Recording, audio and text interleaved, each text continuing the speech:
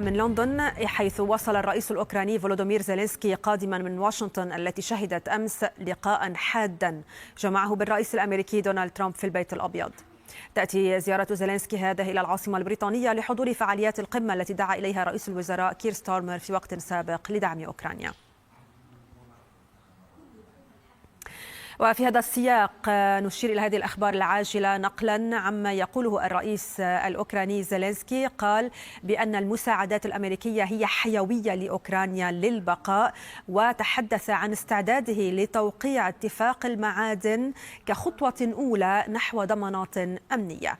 وفي ردود الفعل الأمريكية على مشادات ترمب وزيلينسكي، قال مسؤول أمريكي لشبكة CNN إن العلاقات مع أوكرانيا تبدو غير قابلة للإصلاح طالما بقي زيلينسكي رئيسا، ملمحا إلى ضرورة استقالته وإجراء انتخابات في أوكرانيا. وقال المسؤول الأمريكي إنه من غير الواضح كيف ستتطور العلاقات المتبادلة بين الطرفين طالما أن زيلينسكي في السلطة، وبات عليه إيجاد طريقة لتصحيح الوضع. President Trump, what's your message to Vladimir Putin, sir? A lot of years. So I'm not speaking about just Biden, but more in the business. Country's in big trouble. Wait a minute. No. We've done a lot of talking. Countries are going to, and they happen to be right next door. We have seen in our country staying strong from the very beginning of the war. We've been alone. The principle that will guide us is we believe in free speech in this country. We will feel in the future. God bless. You don't know God bless. I'll be honest, that's not a nice thing. All right, I think we've seen it enough. What do you think? Huh? Could fall into the hands of the British or any country's jurisdiction. Guys, ladies and men, there and that. وزيلينسكي أصدر بيانا الآن عبر فيه عن امتنانه لأمريكا وترامب والكونغرس. قال إن المساعدات الأمريكية حيوية في مساعدتنا على البقاء، وأشار إلى أن الحوار في واشنطن كان صعبا لكن سنظل شركاء استراتيجيين. كما قال زيلينسكي بأنه مستعد لتوقيع اتفاقية المعادن مع واشنطن كخطوة أولى نحو ضمانات أمنية. واقتبس من خطاب لريغن الرئيس الأمريكي الأسبق الراحل عندما قال إن السلام العادل ليس مجرد صمت الحرب. وأيضا تحدث عن أن أوروبا مستعدة لتمويل جيشه الذي وصفه بالضخم. زيلينسكي وبعد ساعات من لقائه مع ترمب تمسك بموقفه مما جرى في البيت الأبيض، قائلا إنه من المهم الاستماع إلى أوكرانيا وألا ينساها أحد أثناء الحرب ولا بعدها. وفي حديث مع الجالية الأوكرانية في العاصمة واشنطن، حاول طمأنة الأوكرانيين بأنه ليس وحيدا، وأن مصالح بلاده ممثلة في كل بلد وفي كل ركن من أركان العالم. أيضا في إطار بيان زيلينسكي يرد الآن قوله بأنه لا يمكنهم وقف القتال من دون الحصول على ضمانات أمنية. وخلال مقابلته مع شبكة فوكس نيوز الأمريكية بعد المشادات في البيت الأبيض، وصف زيلينسكي الخلاف مع ترامب بأنه ليس جيدا، بل وأقر بأنه في موقف صعب. ورغم شدة الخلاف الذي كان باديا أثناء المقابلة، أعرب زيلينسكي عن اعتقاده بإمكانية إنقاذ العلاقة مع ترامب، بل وأعرب عن أمله في أن يكون ترامب إلى جانب أوكرانيا. Do you think your relationship with Donald Trump, President Trump, after today can be salvaged? Can be. Yes, of course, because it's relations more than two presidents. It's the historical relations, strong relations between our people. Hearing from you, Mr. President, a thought that you owe the president an apology. No, I respect the president and I respect American people, and if I don't know if. I think that we have to be very open and very honest, and I'm not sure that we did something bad. So we are ready for peace, but we have to be in strong position. What does it mean? Just to know that our army is strong, that our partners with us, and that we have security guarantees. Can Ukraine win this war or hold off Russia without continued U.S. support? It will be difficult for us. That's why I'm here. That's why we speak about the future negotiations. It will be difficult without your support, but we can't lose. We don't have enough weapon to push them out, and we don't see now for now, we don't see really big volume of new support from the United States. أما ترمب فألقى باللائمة على زيلينسكي وحمله مسؤولية الحرب وهاجمه بالقول إنه لم يكن راغبا في صنع السلام والحد من إراقة الدماء. أنا أبحث عن السلام. نحن لا نسعى للدخول في حرب مدتها 10 سنوات. نحن نريد السلام. هذا هو موقفنا. الأمر بسيط للغاية. أنا لا أبحث عن أي مناقشات مطولة. أريد سلاما فوريا. لم يكن ذلك الرجل راغبا في صنع السلام، وأنا سأكون مهتما فقط في حال كان راغبا في إنهاء إراقة الدماء. إذن مشاهدينا، أيضا في إطار البيان الذي صدر عن زيلينسكي يقول الآن إذا حصلنا على الضمانات الأمنية سيكون هناك مجال للدبلوماسية. عموما لنستمع لمجمل الجلسة التي شهدت المشاهدات الكلامية بين ترمب وزيلينسكي في البيت الأبيض. You see the hatred he's got for Putin. It's very tough for me to make a deal with that kind of hate. He's got tremendous hatred. And I understand that, but I can tell you the other side isn't exactly in love with, him either. So it's not a question of alignment. I'm aligned with the world. I want to get the thing set. I'm aligned with Europe. I want to see if we can get this thing done. You want me to be tough? I could be tougher than any human being you've ever seen. I'd be so tough.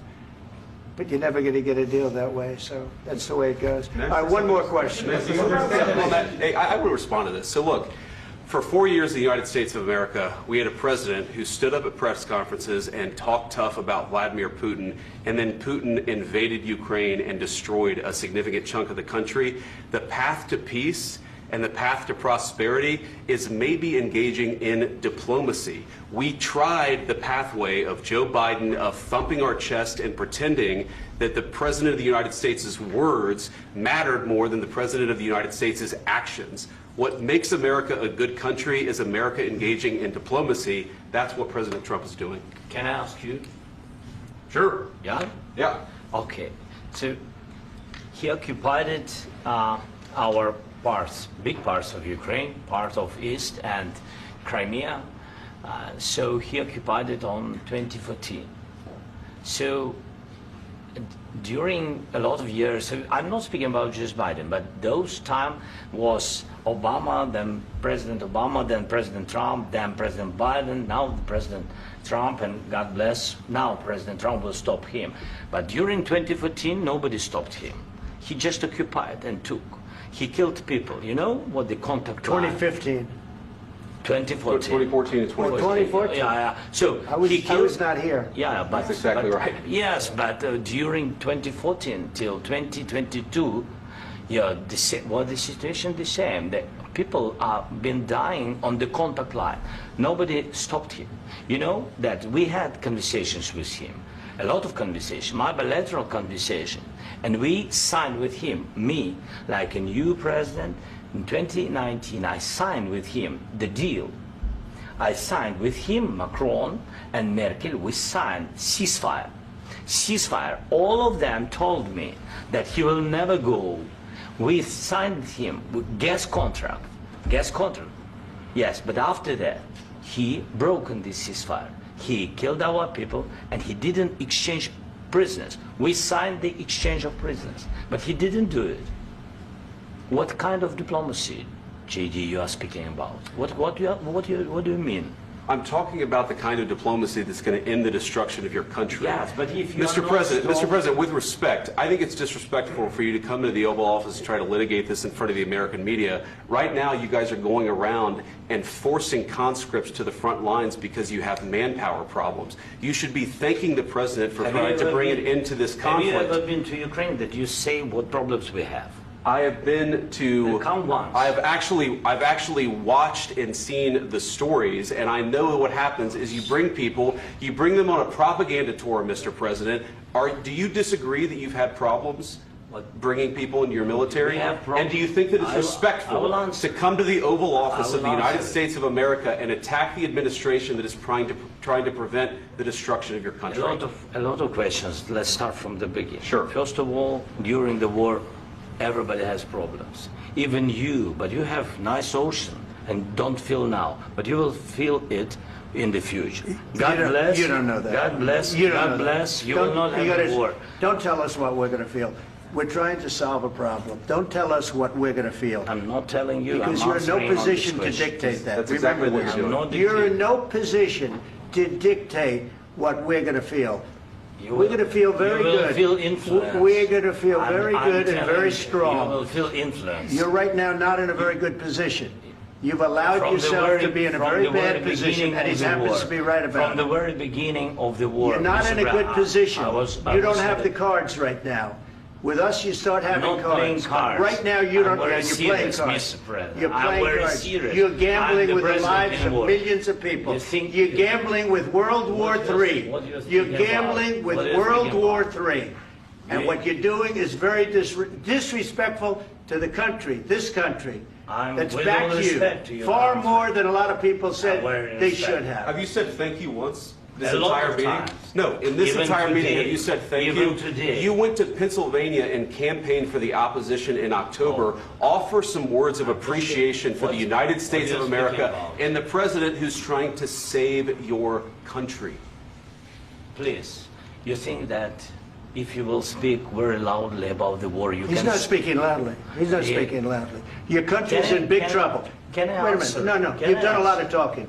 Your country is in big trouble. I know. You're not winning. You're not winning this. You have a damn good chance of coming out okay because of us. Mr. President, we are staying in our country, staying strong from the very beginning of the war. We've been alone, and we are thankful. I said thanks you haven't in been this alone. cabinet. You haven't been alone. In this cabinet. We gave you, through this stupid president, $350 billion. You voted we gave for you your military president. equipment, and voted you for men your are brave, president. but they had to use our military. What about If you didn't have our military equipment, if you didn't have our military equipment, this war would have been over in 2 weeks. In 3 days, I heard it from Putin. In 3 days, this is something maybe new. less. In 2 weeks, of course, yes. It's going to be a very hard thing to do business like this. I tell you. Just say thank you. I said a lot of times to American people. Accept that there are disagreements, and let's go litigate those disagreements rather than trying to fight it out in the American media when you're wrong. We know that you're wrong. But you see, I think it's good for the American people to see what's going on. I understand, sir. I think it's very important. That's why I kept this going so long. You have to be thankful. You don't have the cards. You're buried there. Your people are dying. You're running low on soldiers. Listen, you're running low on soldiers.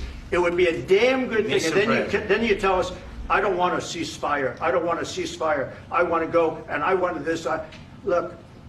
If you could get a ceasefire right now, I tell you, you take it so the bullets stop flying and your men stop getting killed. Of course, we want to stop the war. But you're saying you don't want a ceasefire. But I said to you, I want a ceasefire. With guarantees. Because you'll get a ceasefire faster than an agreement. Ask our people about ceasefire, what they think. That wasn't with me. That wasn't with me.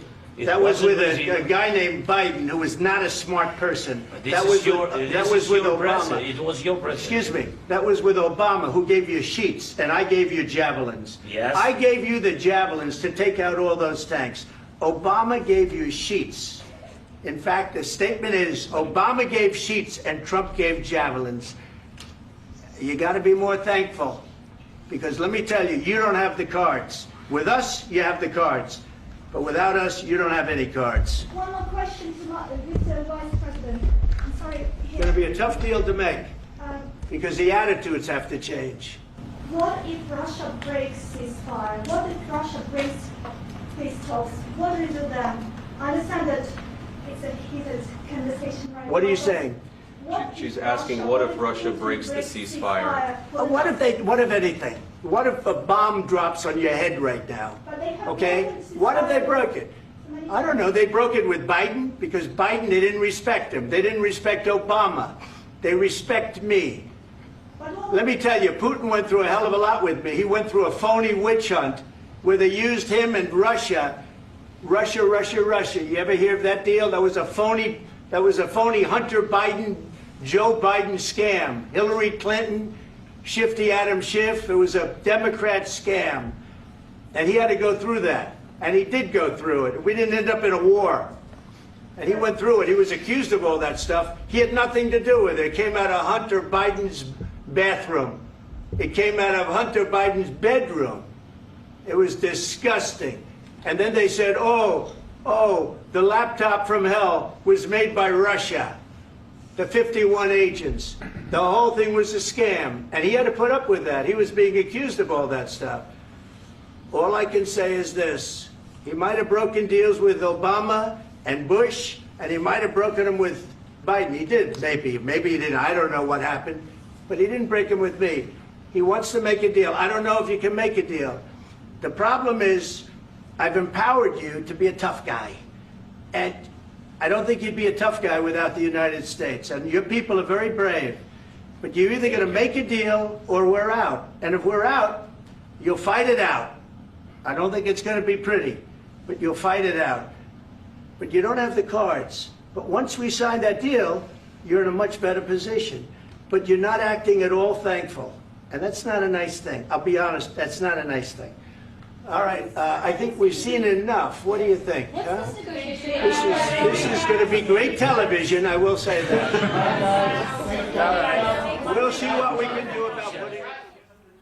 مشاهدينا، نعيد ونذكر بالأخبار العاجلة التي وردت قبل قليل، إذ أصدر زيلينسكي بيانا عبر فيه عن امتنانه لأمريكا وترمب والكونغرس، وقال إن المساعدات الأمريكية حيوية لمساعدتنا على البقاء، معتبرا أن الحوار مع واشنطن كان صعبا لكن سنظل شركاء استراتيجيين كما قال. زيلينسكي أضاف أنه مستعد لتوقيع اتفاقية المعادن مع واشنطن كخطوة أولى نحو ضمانات أمنية. واقتبس زيلينسكي من خطاب للرئيس الأمريكي راحل ريغان وقال إن السلام العادل ليس مجرد صمت الحرب، وأكد أن أوروبا مستعدة لمساعدتهم في تمويل جيشهم الضخم كما وصفه. وقال زيلينسكي إنه لا يمكن وقف القتال من دون الحصول على ضمانات أمنية، مؤكدا أنه يريد من أمريكا الوقوف إلى جانب بلاده بثبات أكبر. وقال إذا لم ننضم للناتو فنحن بحاجة لضمانات أمنية واضحة من واشنطن، مضيفا أنه حصلت أوكرانيا على الضمانات الأمنية سيكون هناك مجالا للدبلوماسية. من ردود الفعل على لقاء ترامب وزيلينسكي المتوتر في الولايات المتحدة، وقع 14 حاكما بيانا عبروا فيه عن تضامنهم مع أوكرانيا. وبحسب أسوشيتد بريس أيد البيان أكثر من نصف حكام الحزب الديمقراطي البالغ عددهم 23، مشيرا إلى أن الرئيس دونالد ترامب ونائبه جي دي فانس استخدما المكتب البيضاوي لانتقاد الرئيس الأوكراني فولودومير زيلينسكي، كما شددوا على ضرورة حماية القيم الديمقراطية الأمريكية.